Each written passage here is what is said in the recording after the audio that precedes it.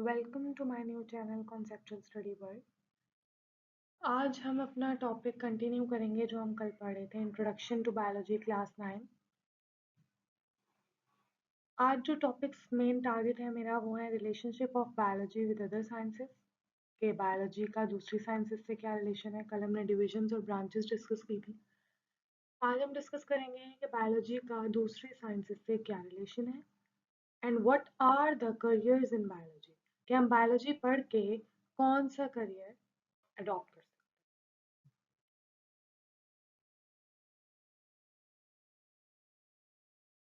हैं। ओके, सो हमारा जो टॉपिक है relationship of biology with other sciences, अगर बुक की वर्डिंग पढूं तो ये लिखा हुआ है कि biology is a multi dimensional subject. Multi dimensional, multi means many, इसकी बहुत सारी डायमेंशन हैं। Link with other sciences, biology branch of science है और ये दूसरी साइंसेस से लिंक्ड है। फॉर एग्जाम्पल, जैसा कि the movement of animals follows the laws of motion in physics. अब मूवमेंट ऑफ एनिमल्स को कल हमने व्हाट इज लाइफ में मूवमेंट को डिस्कस किया था कि अगर कोई मूवमेंट है तो इसका मतलब वहाँ लाइफ एग्जिस्ट कर रही है।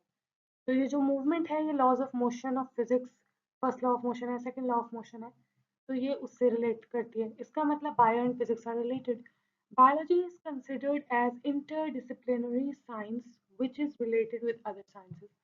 एक ऐसी साइंस है जो कि बेस है दूसरी साइंसेस की और ये दूसरी साइंसेस से लिंक्ड है। Some of these are mentioned below. अब हम पढ़ेंगे बायोफिजिक्स। अच्छा, ये जो रिलेशनशिप्स है ना, इनमें से शॉर्ट क्वेश्चन बहुत कम आते होते हैं। एमसीक्यूज वगैरह पे ज़्यादा फोकस किया जाता है इसमें। अब जो चीज़ें मैंने बोल्ड की हुई हैं वो याद रखने वाली हैं। अब बायोफिजिक्स में हमने क्या याद रखना है? It is a branch of physics in which laws and techniques of physics are applied to explain the processes of life. एक ऐसी ब्रांच है बायोफिजिक्स। अब बायोफिजिक्स में बायो भी है और फिजिक्स भी है, मतलब जिसमें हम ये डिस्कस करते हैं कि किस तरह से फिजिक्स के लॉज, टेक्निक्स और फिजिक्स के प्रोसेसेस को ह्यूमन लाइफ से लिंक किया जाता है। रेडियो फिजिक्स जो मेन चीज है, radio physics branch where radioactive isotopes are used to trace the translocation of different materials with in the organism. अब रेडियो फिजिक्स को यूज किया जाता है ताकि ऑर्गेनिजम्स के अंदर किस तरह से कौन सा मटेरियल मूव कर रहा है इस चीज को देखने के लिए। अब क्या होता है कि अगर मिनी कैमरास यूज किए जाते हैं किसी भी डिजीज को डायग्नोस करने के लिए, वो भी क्या है, फिजिक्स और बायो कनेक्टेड है। आइसोटोप्स क्या होते हैं? आइसोटोप्स होते हैं रेडियो एक्टिव, यानी फ्लोरेसेंट होते हैं, इनमें से लाइट पास होती है, लाइट निकलती है। मतलब कि अगर हम किसी भी ऑर्गेनिज्म में किसी मटेरियल की मूवमेंट देखना चाह रहे हैं, हम क्या करेंगे, उस ऑर्गेनिज्म के अंदर उस आइसोटोप को रखेंगे ताकि हमें पता चले कि ये मटेरियल, उस मटेरियल के अंदर जब वो डाल देंगे तो जब वो मटेरियल उस ऑर्गेनिज्म के अंदर से पास आउट होगा तो हर उस जगह जहाँ से वो पास आउट होगा वहां से एक लाइट एमिट होगी, क्योंकि आइसोटोप की प्रॉपर्टी क्या है, रेडियो एक्टिव होते हैं, लाइट एमिटिंग होते हैं। तो हमें उसकी ट्रांसलोकेशन का पता चल जाएगा कि वो कहाँ जा रहा है, वो मटेरियल कैसे ऑर्गेनिज्म के अंदर पास आउट हो रहा है। So this is bio and physics. Radio labeling and carbon dating, ये दो techniques हैं. Also shows some uses of radioactive isotopes in determining the age of fossil. इससे हमें fossil की age का पता चलता है radio labeling और carbon dating से. Uses of sound waves as ultrasound and laser technology show the relationship of physics and biology. अब इसमें जो मेन चीज हमने याद रखनी है वो है radio physics, radio labelling and carbon dating. ये टेक्निक्स हैं जो बायो फिजिक्स को लिंक करते हैं। अगर शॉर्ट क्वेश्चन आ जाता है व्हाट इज बायोफिजिक्स, तो आपने क्या लिखना है, it is a branch of physics in which the laws and techniques of physics are applied to explain the processes of life. Some techniques used are radio physics, radio labelling and carbon and that's it, ये enough है। उसके बाद आते हैं bio mathematics में या biometry. जब bio और मैथमेटिक्स को मिला देते हैं तो हम एक वर्ड यूज करते हैं biometry. The branch of mathematics which collect data of living organism, ऐसी ब्रांच जिसमें हम किसी भी लिविंग ऑर्गेनिज्म का डाटा कलेक्ट कर लें कि कितने डिजीज हैं, कितने हेल्दी हैं, टोटल कितने हैं, पॉपुलेशन कितनी है, ये सब क्या है तो कैलकुलेशन ही, लेकिन है तो लिविंग ऑर्गेनिजम्स के बारे में। और दो चीज लिविंग ऑर्गेनिज्म के बारे में होती है, वो क्या होती है, bio. it plays a very important role in research. Next है बायोकेमिस्ट्री, बायो एंड केमिस्ट्री, ये तो मेरी फेवरेट है। It is a branch of biology which deal with the biomolecules. अब मैंने मेन चीज क्या हाईलाइट की, बायोमोलिक्यूल्स, यानी जब भी बायोकेमिस्ट्री का वर्ड आएगा आपने क्या दिमाग में लाना है, बायोमोलिक्यूल। बायोमोलिक्यूल्स क्या होते हैं, molecules which form living organism or cell requires authentic knowledge about biology and chemistry to explain the synthesis of biomolecules and the function of different molecules in the body of organism. Biomolecules वो molecules होते हैं, they are the molecules that make up the living organisms. Carbon, hydrogen, oxygen, nitrogen, sulphur, ये इनकी एक amount होती है हमारी body में। है तो ये केमिकल मॉलिक्यूल्स, लेकिन बना किसको रहे हैं, लिविंग ऑर्गेनिज्म को, इसलिए ये क्या कहलाते हैं, बायोमोलिक्यूल्स कहलाते हैं। आपने क्या याद रखना है, it is a branch of biology which deal with the study of biomolecules. है तो केमिकल मॉलिक्यूल्स, लेकिन बना किसको रहे हैं, लिविंग ऑर्गेनिज्म को, तो क्या हुए, बायोमोलिक्यूल्स। नेक्स्ट है biogeography. Biogeography, bio means life, geo means earth, and graphy means distribution, यानी distribution of life on earth क्या कहलाता है, बायोजियोग्राफी। तो यही चीज मैंने हाईलाइट की हुई है, it deals with the distribution of different living organism in different geographical reasons of world, यही इसकी डेफिनेशन है। बायोजियोग्राफी क्या है, bio means living organism, Jio mean earth, and graphy mean distribution. Distribution of living organism on earth is biogeography. मैंने इस biogeography को 3 words में divide किया है और खुद ही डेफिनेशन बन गई, क्या, biogeography, distribution of living organisms on Earth. Many living organisms are restricted to particular geographical regions due to environmental conditions.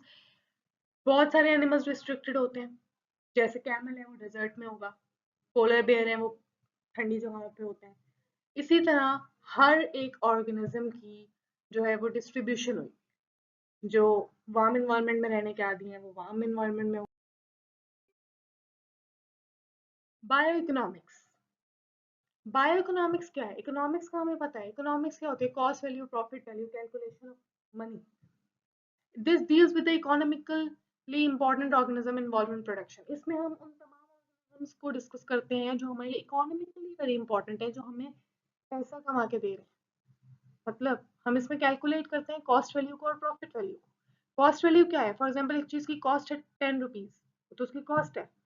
अब प्रॉफिट वैल्यू क्या है, और मैं उसे 15 रुपए का बेच रही हूँ, तो प्रॉफिट क्या हुआ, 5 रुपए। तो इस चीज को जो हम कैलकुलेट करते हैं वो हम बायो इकोनॉमिक्स में करते हैं। अब है क्या, जैसे मीट प्रोडक्शन है, अब मीट है वो किसी भी एनिमल का होगा, एनिमल क्या है, लिविंग ऑर्गेनिज्म है, so it is related to bio. अगर हम उसके प्राइस पे आ गए तो this is economics. so in bioeconomics we deal with the living organism which are very beneficial for our growth of economy. अब आते हैं करियर्स इन बायोलॉजी पे। अब बायोलॉजी को ऑब्टेन करके हम क्या, इस डिग्री को ऑब्टेन करके कौन से करियर्स और कौन सी फील्ड चूज कर सकते हैं। Medicine and surgery, bio related to medical है। Medicine deals with the diagnosis and treatment of disease, and surgery, medicine and surgery different है। मेडिसिन में क्या होता है कि हम क्या करते हैं, मेडिसिन वाली फील्ड में हम, कोई भी स्टूडेंट है अगर उसने मेडिसिन पढ़ी है बायो में, तो वो क्या करेगा, it deals with diagnosis and treatment of disease. तो वो सिर्फ बीमारियों की शिनाख्त करना जानेगा और उसका ट्रीटमेंट जानेगा कि अगर ये बीमारी है तो इसकी क्या वजह है, कैसे होती है और इसको रोका कैसे जा सकता है, इसका ट्रीटमेंट क्या है, and that's it.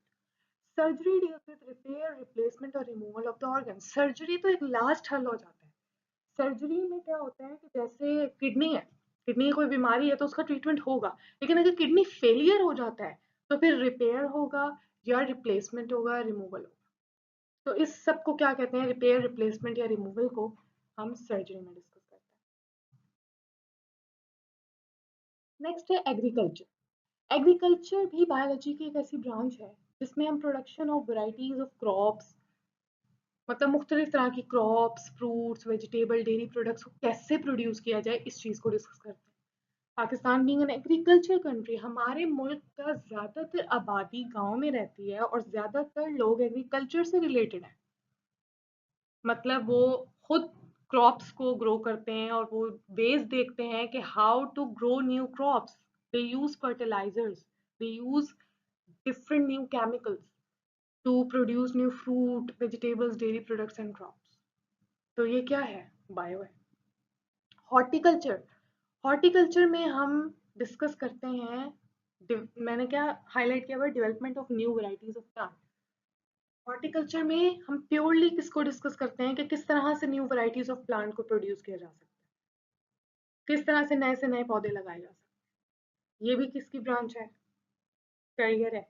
Horticulture is a career of biology. Next है फॉरेस्ट्री। फॉरेस्ट्री में फॉरेस्ट वर्ड आया तो हमें इससे पता चल जाएगा। अब फॉरेस्ट में क्या होते हैं? फॉरेस्ट में तो प्लांट भी होते हैं, एनिमल भी होते हैं। Biodiversity of plant and animal को हाईलाइट किया हुआ है, मींस कि यही मेन पॉइंट है। बायोडाइवर्सिटी मींस कि लाइफ की डिस्ट्रीब्यूशन कैसे है, प्लांट और एनिमल्स की लाइफ की डिस्ट्रीब्यूशन कैसे है। फॉरेस्ट में प्लांट और एनिमल दोनों होते हैं। Forest are the source of plant and animal of many kinds which live there. It is important in the development of new forest as well as preservation of existing ones. इसमें हम discuss करते हैं कि कैसे forest life को बचाया जा सकता है, फॉरेस्ट प्लांट्स को, ये जो जंगलात में आग लग जाती है इस चीज को कैसे रोका जा सकता है। इस सब को हम डिस्कस करते हैं कि प्लांट्स को कैसे सेव किया जा सकता है, एनिमल्स को कैसे सेव किया जा सकता है, फॉरेस्ट को कैसे बचाया जा सकता है और न्यू फॉरेस्ट कैसे लगाए जा सकते हैं। इस सब को फॉरेस्ट्री में डिस्कस किया जाता है। ये भी बायोलॉजी का एक करियर है। फार्मिंग, बहुत सारे लोग बायो पढ़ के फार्मिंग से रिलेटेड हो जाते हैं। फार्म्स, एग्रीकल्चर और फार्म ही मेन है। मेडिसिन और सर्जरी के बाद बायो में जो मेन करियर है वो है एग्रीकल्चर और फार्मिंग, जो टॉप पे जा रहे हैं। फार्मिंग में क्या होता है? In this profession the development of different kinds of farms. हम फार्म्स को करते हैं। फार्म्स को तो हमें पता है, फिश फार्म होगा उसमें फिश होगी, कैटल फार्म में कैटल, पोल्ट्री फार्म में चिकन्स वगैरह होती है। New technologies are use for the production of animals as source of meat, milk and leather. तो हम उसमें ये देखते हैं कि किस तरह से इनकी ग्रोथ और प्रोडक्शन को बढ़ाया जा सकता है ताकि हमें इकोनॉमिकली भी फायदा हो। एनिमल हस्बेंड्री, एनिमल हस्बेंड्री में हम ब्रीडिंग ऑफ एनिमल्स को डिस्कस करते हैं।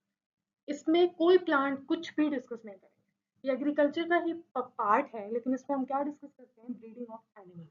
किस तरह से एनिमल्स को ग्रो किया जा सकता है और किस तरह से एनिमल्स को यूज किया जा सकता है कि वो हमारे लिए बेनिफिशियल हो, जैसे कि प्रोडक्शन ऑफ इंसुलिन को हमने डिस्कस किया था। अब फिशरीज, फिशरीज एक ऐसी ब्रांच है जिसमें हम फिशेस को डिस्कस करते हैं कि फिश की क्वालिटी कैसे अच्छी हो, इसकी क्वांटिटी कैसे अच्छी हो। Fish is the biggest source of protein, तो हम इसमें प्योरली फिशेस को डिस्कस करते हैं। बायोटेक्नोलॉजी तो एक वास्ट ब्रांच है। Medicine, surgery, agriculture, farming, fisheries, ये सब पीछे रह जाती हैं। अभी जो मेन ब्रांच है वो है बायोटेक्नोलॉजी। मतलब सेंसिटिव प्रोफेशन है ये। इसमें हम क्या डिस्कस करते हैं? To produce valuable chemical products, जैसे इंसुलिन है ह्यूमंस की, या ह्यूमंस के बेनिफिट के लिए ऐसे प्रोडक्ट्स बनाना जो हमारे लिए बहुत फायदेमंद हो, जैसे इंसुलिन है, वैक्सीन है, इंटरफेरॉन मेडिसिन है, ग्रोथ हार्मोन्स है। ये बैक्टीरिया से ये चीजें बनाना, माइक्रो ऑर्गेनिज्म से चीजें बनाना with the help of animals, micro organism से ये चीजें बनाना। क्या चीजें? वैक्सीन है, इंसुलिन है, जो हमारे लिए मेडिसिन है, हमारे लिए यूजफुल है। ये सब क्या कहलाता है? बायोटेक्नोलॉजी। प्रोडक्शन ऑफ योगर्ट है, हमने दही बनाना सीखा, कैसे? बायोटेक्नोलॉजी। हमने सिमिलर आइडेंटिकल प्लांट्स बनाने सीखे, आइडेंटिकल शीप्स बनानी सीखी। ये सब क्या है? ये बायोटेक्नोलॉजी है। कि हमने क्लोनिंग करना सीखी, किस तरह से सेम इंडिविजुअल बनाया जा सकता है ताकि हम अपनी ग्रोथ बढ़ा सकें। तो बायोटेक्नोलॉजी में जब भी आए तो हमने क्या करना है? It is use to produce the valuable chemical products, जैसे इंसुलिन है, योगर्ट है, ग्रोथ हार्मोन है, इंटरफेरॉन है, मेडिसिन है, एक्सेट्रा। होप सो कि आप लोगों को ये समझ आ गया होगा। अगर कोई भी क्वेश्चन है तो आप कमेंट सेक्शन में पूछ सकते हैं। अल्लाह हाफिज़।